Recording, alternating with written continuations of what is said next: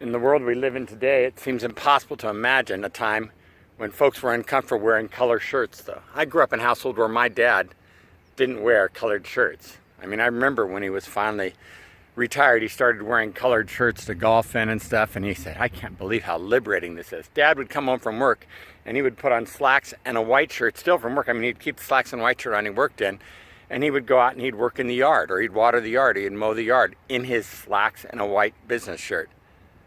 I remember sailing with a friend of mine's dad, and he took me sailing, and we were on a Coronado 15, and we went out, and he was in his Florsheim's, his suit, while we were sailing. He was an incredible sailor. And so I grew up kind of uncomfortable taking my shirt off. I never felt comfortable, I always felt kind of envious. Still, when I see those guys who can take off their shirt and wander around with no shirt on, I always think that's kind of cool. It's not been me. I still don't feel comfortable taking off my shirt in general. If you ever see me running without my shirt off in the neighborhood, that is a rare sight. It's got to be really hot, and I've got to be really whatever, feeling liberated to take my shirt off. But in 1977, we were in Rome, and some people told us about this island in the Mediterranean where we could stay for free as long as we wanted. We were on our way to Crete, and we were going to be working on Crete. And they said they'd been to Crete. They'd already been working in the tomato fields. This was way better. We could stay for free. Nobody bothered us. You took this bus out to the end of the road on the backside of this deserted island, and then you walked on this path for another 5 or 6 miles, and you get to these caves, and we would find it.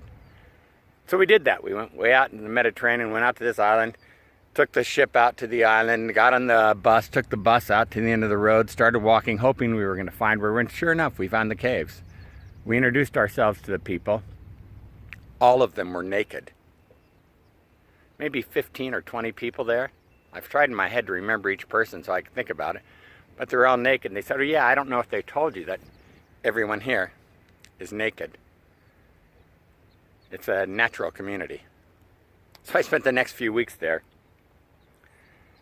And it was funny. People would make fun of me because even though everyone went around with no clothes on, including me during that time, if I was going to another beach or hiking to another part of the island, I would carry a shirt with me because I felt uncomfortable being without a shirt on. Just habit, I guess. Now, I guess the least of my concerns was the fact that I needed a shirt on, a t-shirt on. And so there I was walking around with a brown JCPenney t-shirt, one pocket t-shirt, and nothing else on, carrying that in my hand. So I would know that I could somehow feel the protection of not having a shirt on. I've used that. People, I think, I can't believe you tell that to people.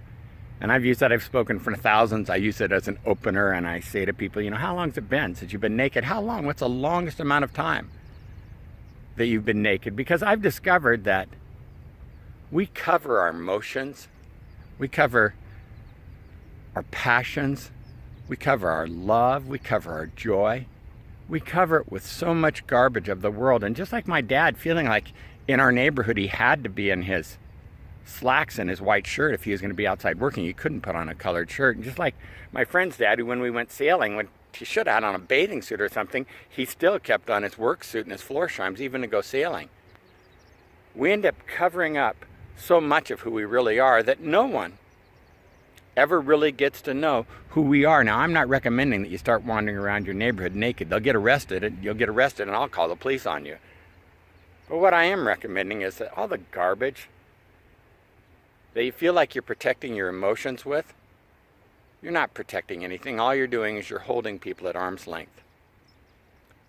All you're doing is separating yourselves from people that you could be having a relationship with. All you're doing is not knowing the people that you could have the opportunity to know. I'd like to say that I've stayed in great relationship with all those people on that island across the years. I don't remember any of their but one's name, Bjorn.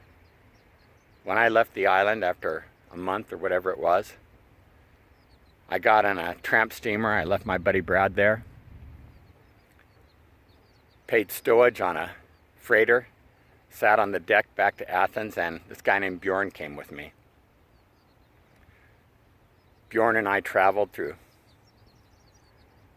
part of Greece together, and then we separated, and I took off up to Yugoslavia and on my way home for my sister's wedding. But we exchanged addresses. Bjorn came and visited me 2 or 3 times. In the years after that, he came and he stayed with Debbie. We had a good time getting to know each other. We had already known each other with no restrictions out on an island, deserted island in the middle of nowhere. And so for us, when we would reconnect, and he would come all the way from Sweden with one of his traveling companions, wherever he was traveling that year, and he would take up our guest room, we had no problem reconnecting as friends again. I think it's one of the reasons on Facebook you see people who knew each other as children reconnecting as adults, because they feel like they still know each other. And I think it's one of the reasons also that when you see people who reconnect in romantic relationships on Facebook, that they think everything's just the same. They forget that lots have changed. Lots has changed across the years. And because we knew someone doesn't mean that we still know them.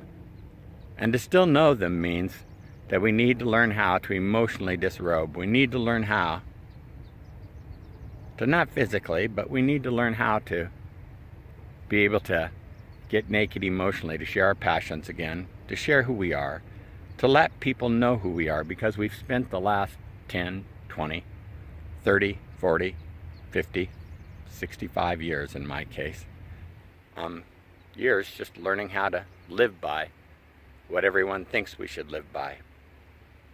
God created you miraculously. In the garden, he created Adam and Eve with nothing. In fact, when they put on clothes, this is exactly what God said to them in the cool of the evening when they said, "We're hiding because we're naked." He said, "Who told you you were naked?" God had no intention for them to cover up their passions, their joy, their love, their life from him. God has no intention for you to cover up the best of who you are, your joy, your passions, your love, your life, from the people around you. If you don't share that, if you can't reconnect and connect with that, who's ever going to know you? And it's little wonder that you're so lonely. You don't have to be lonely. This is what breaks the ice of loneliness, is telling someone who you are, how you feel, what you're about.